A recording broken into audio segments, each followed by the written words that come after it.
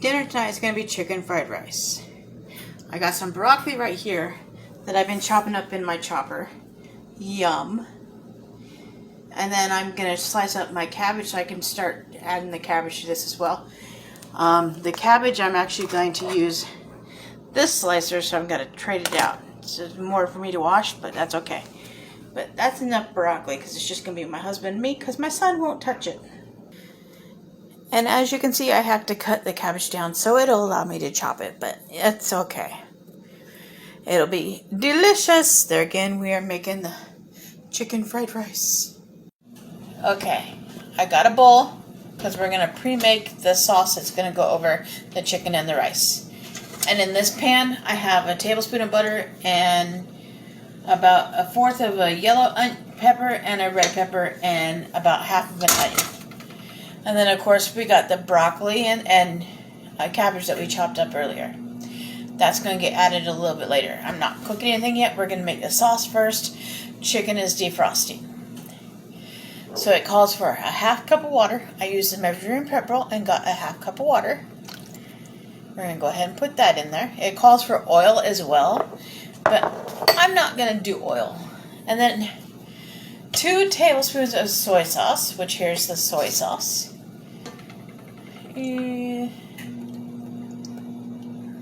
There's 1. And there's 2. That was a little heaping, but this is the light soy sauce, so that's okay. Now I'm just going to set that to the side, and that's about the only time I've really used that one. And then we're going to come in here with some of the teriyaki. I'm going to do about 2 of the teriyaki. There again is the light sodium. There we go. They both smell amazing and work really well together. Let's do a little bit more. There's a little bit more, and we're going to leave that in there. That's going to be our spoon to stir. Let's get our Epicure scissors. They're used to cut meat, but I don't use them to cut the meat. I actually use them to open the packages. There again, we're doing the chicken fried rice, but instead of rice, we're doing cabbage. So, if you want to do it with the rice, it'll give you the instructions on the back. The instructions are right here, and the ingredients and the nutritional labels are right here. I use the light soy and light teriyaki, so my sodium is going to be down low. But this gives you all the ingredients, including like the sugars. This will have like 2 grams of sugar in 1/4 of a package. So for the whole package, it would be about the same. So it smells amazing. I'm not sure if I can do that and show you the seasonings. They're actually amazing. I'm just going to pour that in there.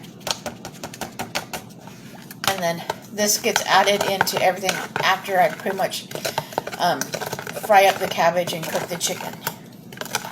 So we're just going to let the flavors sit and marinate and blend together here in this bowl. All the flavors are right there in the bowl.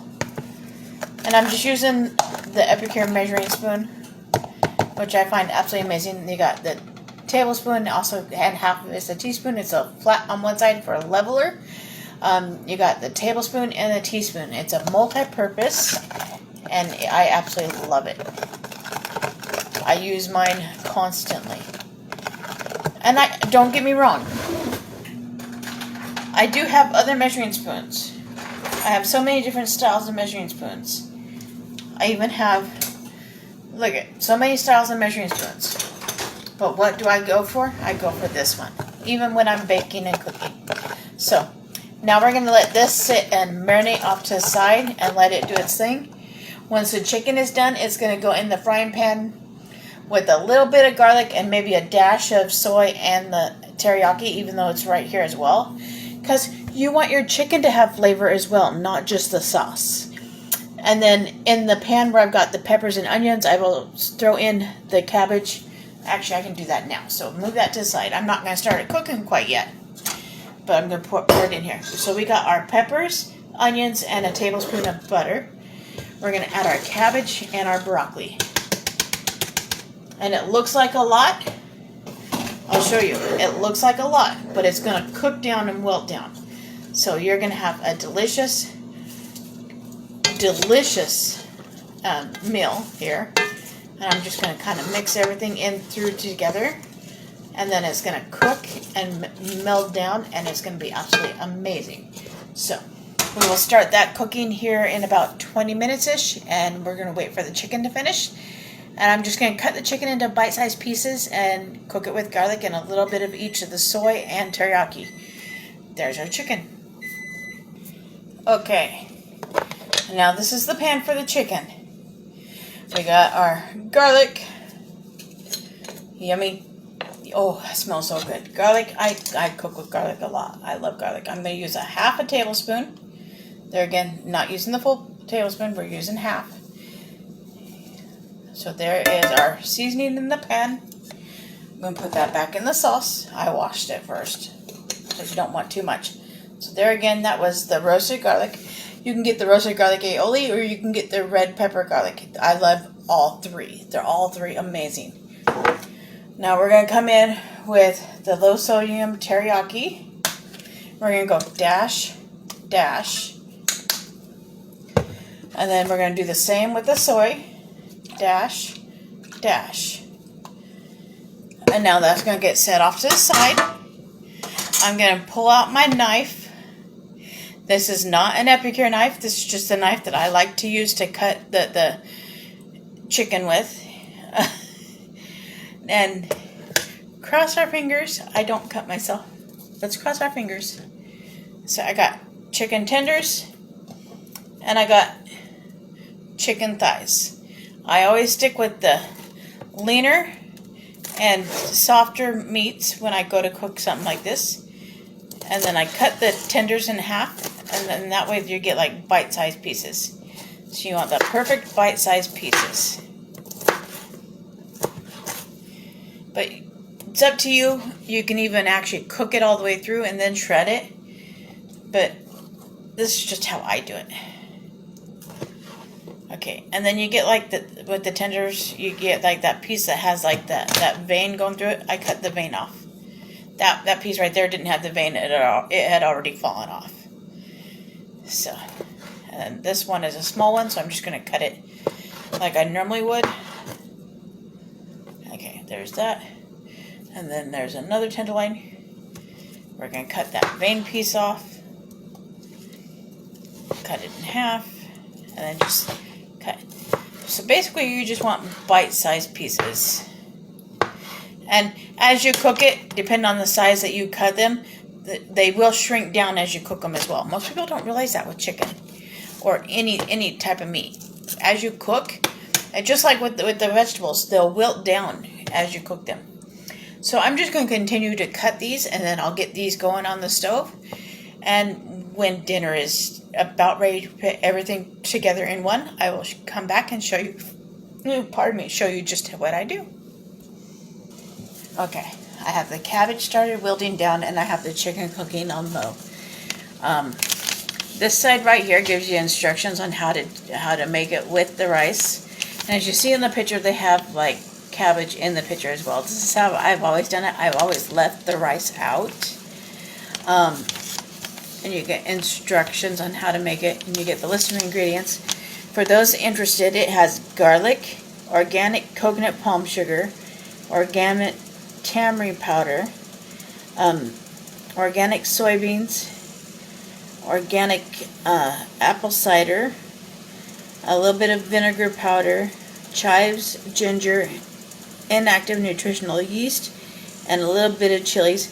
And it does contain soy, so if you're one that you need to watch out for your soy, then it's probably not good for you. But it's marked as kosher-free, gluten-free, and non-GMO. Those are all right there. And you'll see those in the store as well if you go look at the store to shop as well. So this one is absolutely amazing. A perfect substitute for like fried rice. You can use rice instead of cabbage. I just like to use cabbage. Okay, I wanted to show you. You saw the pan was full to the top when I put everything in. This is how much it's cooked down all the way, and it's not fully cooked yet either. So it's cooking down as we're cooking it, and it's absolutely smelling amazing. And so is the chicken. The chicken's over here on this burner. Stir that. Sweet. And when it comes time to combine everything, we're going to put the chicken with the juices it creates and all into the cabbage. So, yum. And I got them both cooking on medium. So, my son's already told me, hey, I'm not eating that. He doesn't like cooked or fried cabbage. So, I kind of have expected him not to eat it. He'll probably end up doing his version of dinner, which is the microwavable pizzas. But that's okay. So, I'm just going to continue to stir these off and on. And when it comes time to combine everything and add the delicious seasoning, then I'll be back. Okay, our chicken is cooked. I stood up to do this because we're going to go juices and all, chicken into the cabbage. And then we're just going to set that off to the side. And now we're going to come in here and we're going to stir our seasoning again because we want to get every last bit in here. And now we're going to cook it the rest of the way for like maybe another 10-15 minutes with all this flavoring in here. And dinner will be done. So, yum. Now I just stir it and make sure all the seasonings are all throughout. Try not to get anything out of the pan. And let it flavor up the cabbage and everything. Besides with the garlic and butter and everything that I put in there to start with. So, yum. Look at that. That's going to be a delicious dinner. And it's going to have some juices in the bottom of the pan because everything's wilting down. I want it to be tender. So I'm going to let it cook down a little bit more before I serve it up for another 10-15 minutes. And I'll post a finished picture of the product when it is done.